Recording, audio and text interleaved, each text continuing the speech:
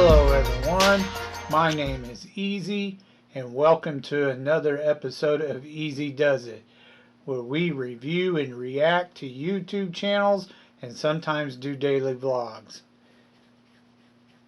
Now this week we're going to take a look at another list channel called Top5. They're from the UK and they've been around since July of 2014, so they've had the channel for a little while. They've got about I'd say a good chunk of subscribers. I mean, almost 4 million. They've got 3.44 million, so that's pretty damn good.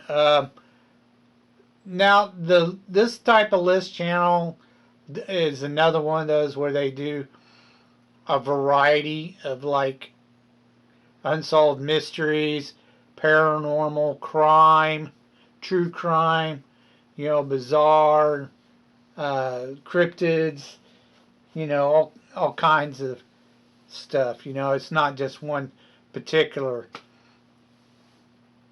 genre.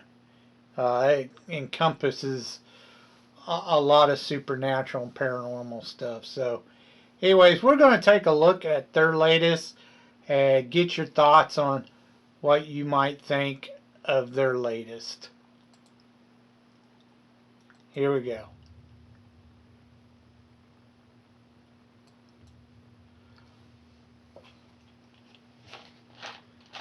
The power of a photograph or video is on full display in this video, as we explore the haunting story behind each one.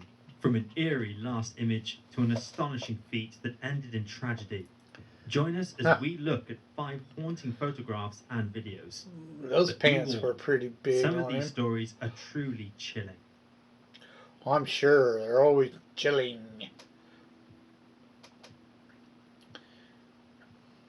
Uruguayan Flight 571. This is the last image of passengers on Uruguayan Flight 571, taken on October the 13th, 1972. At the time, none of them could have imagined that one or more of the friends in this video would be eaten by their comrades in order to survive.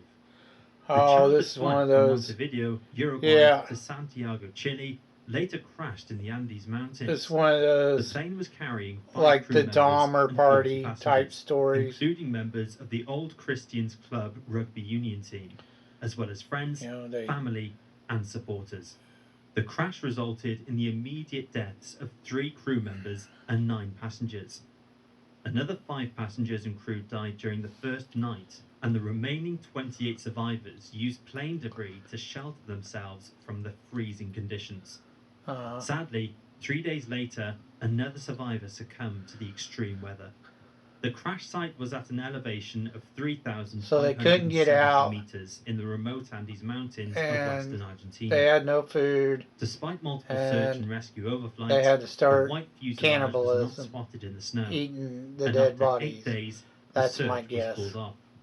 The group learned that the search had been called off through a small AM transistor radio. The survivors had very little food to eat, and knowing no one was looking for them, they faced certain death from starvation. In desperation, the survivors gave each other permission to use their bodies for food if they died. Left with no alternative, the survivors survived by eating the bodies of their dead comrades. On October the 29th, 17 days after the crash, an avalanche killed 8 more people. Some of the survivors decided to go on an expedition to seek help, but their efforts were unsuccessful, and they soon returned to the main group. 3 more passengers died, with the last one passing away on December the 11th, in part because he refused to eat human meat. Nando Parado and Roberto Canessa, both members of the rugby team, faced the harsh reality that they would all perish without help.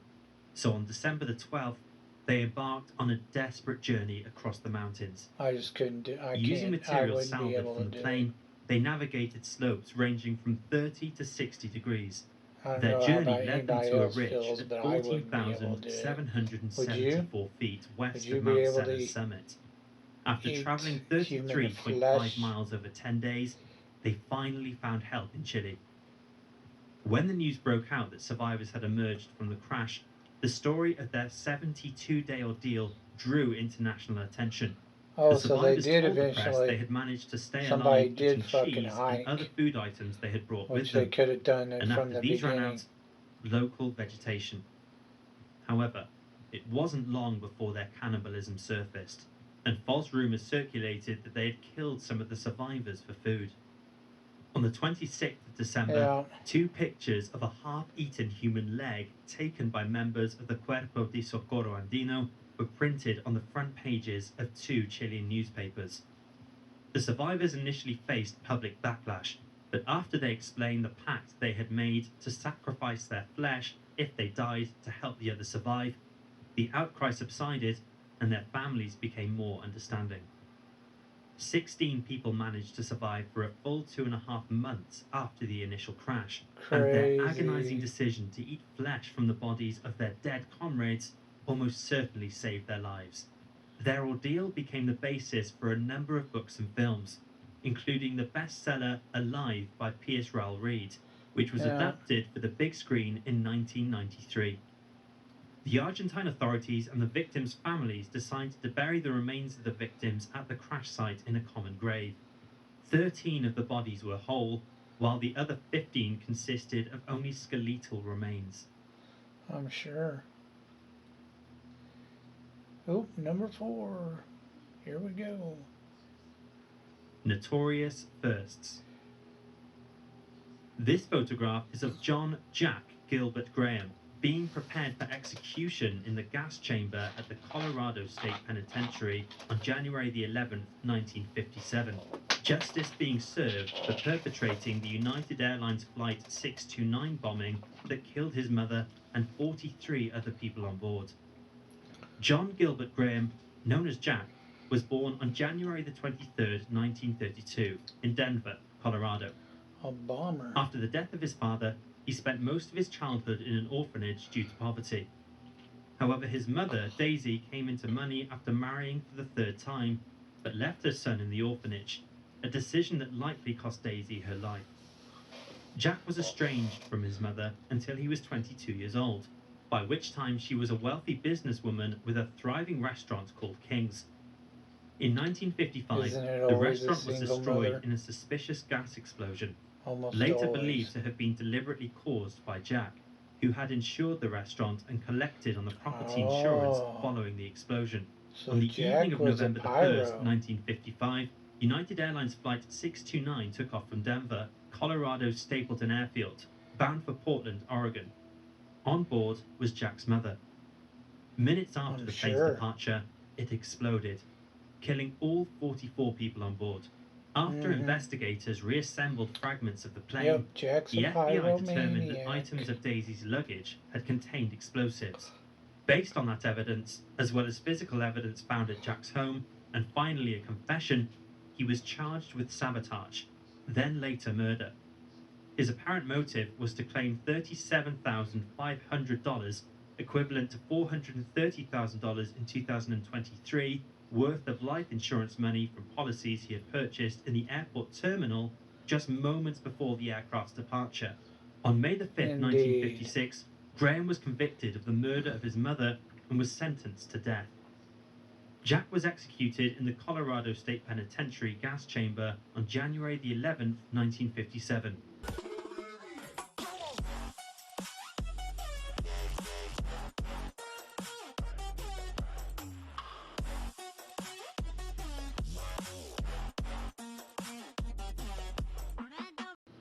His final words were, "As far as feeling remorse for those people, I don't.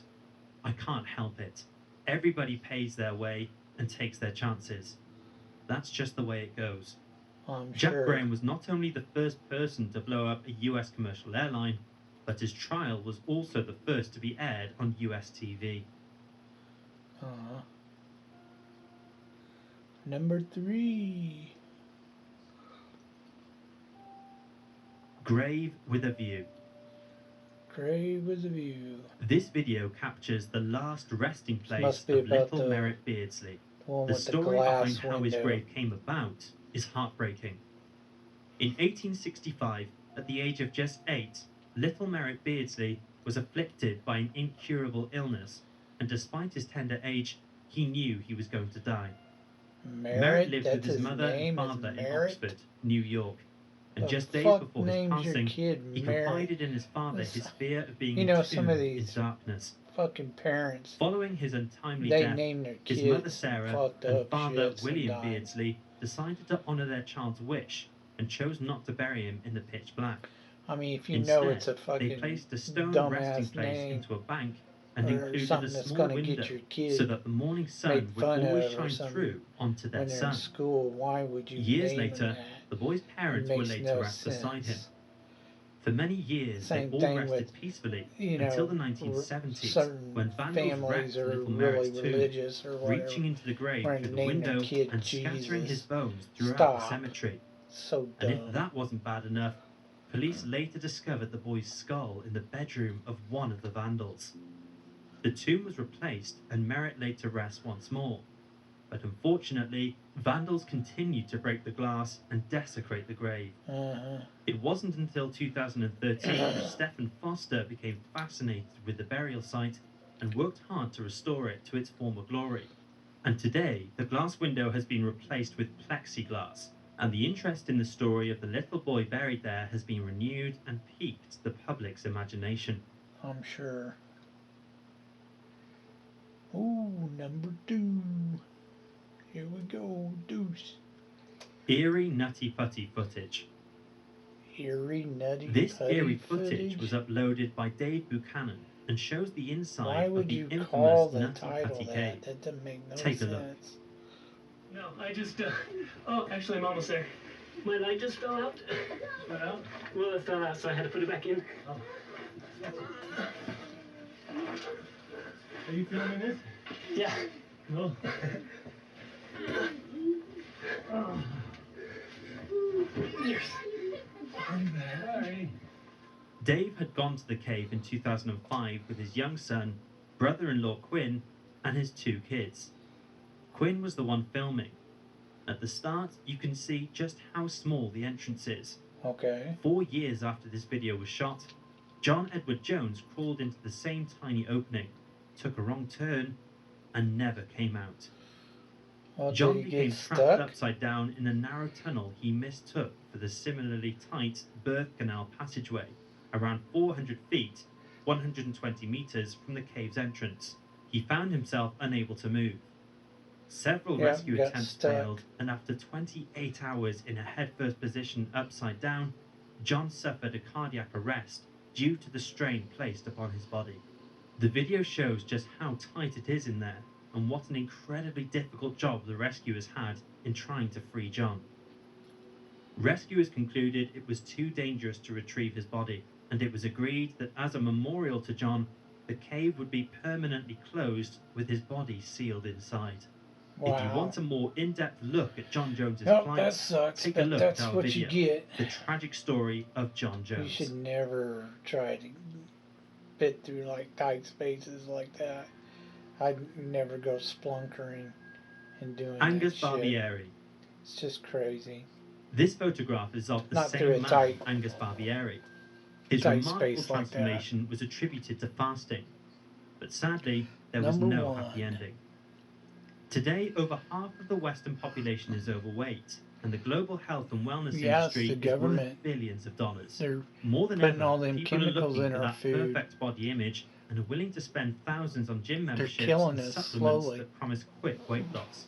However, back in the 1970s, And all it the was rich unusual for left someone us to be to lead. morbidly obese. Who In wanna fact, the coal the term earth probably are in hadn't on even it. been heard of, so the options available to Angus Barbieri weren't as vast as the ones we have today. I'm Angus sure. was born in Scotland in 1939. His father owned a fish and chip shop, where Angus eventually went on to work when he was old enough, and this likely contributed to his chronic overeating and addiction to food. By the time Angus was 27 years old, he was 32 stone, 2.5 times the average weight of a man in Scotland. The excess weight had a negative impact on his health, and he consulted with doctors who agreed that something needed to be done to control his uncontrollable appetite. Surgery at the time was risky and had a high fatality rate, so Angus was advised to fast. As he was a food addict, he needed help to do this, so in June 1965, he admitted himself to the Royal Infirmary of Dundee for a period of fasting assisted by doctors and nurses. The doctors recommended regular, short periods of fasting for Angus, which is similar to what we know as intermittent fasting. To everyone's surprise, Angus found it remarkably easy not to eat and sailed through the first 40 days without touching a crumb of food. He needed to address his body's lack of nutrition, so he took prescribed vitamins and yeast tablets and drank electrolytes. You mean vitamins? After an initial 40-day fasting period, doctors planned to send him home to start eating. But I hate preferred to YouTubers continue who can't fasting. pronounce shit He right. resumed the fast at home, with regular monitoring from doctors. Drives me Due nuts. to his lack of food intake, his bathroom habits also changed drastically to only once every 40 days. In the following months, doctors were amazed to see that Angus was not experiencing any negative effects from his fast, and they were shocked by the amount of weight he was losing, about a pound every day. On July the 11th, 1966, Angus finally reached the 180-pound mark, a significant milestone considering he had been overweight for most of his life. This meant he had to start reintroducing food back into his life. After 382 days of no food passing his lips, he had a small meal that made him feel full. By now, Angus was almost unrecognizable, as the before and after photos show. Angus Barbieri's well-documented fast was met with plenty of skepticism. Yeah, Some people something's not refused to right. believe a human could survive without food for over a year. Others suggested that the long-term negative effects of his fast would outweigh the positive effects of losing weight.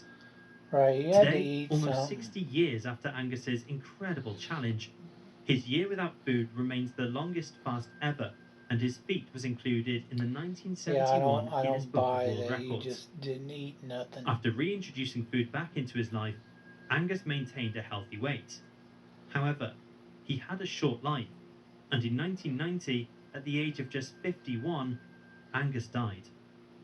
Naturally, people speculated that his year-long fast resulted in his early demise. This theory has never been proved or disproved.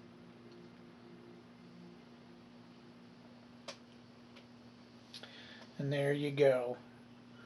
Let me know what you think of this channel. If you thought it was alright or not. This is more of a... They don't really... I don't know. He didn't really show any videos or really anything like that. It was just more a few photos and talk about like a certain story or something about something. Anyways, it's okay. I've seen better, but it's a typical list channel. Let me know your thoughts in the comment section down below. Thank you for watching. Take care, and we'll see you on the next one.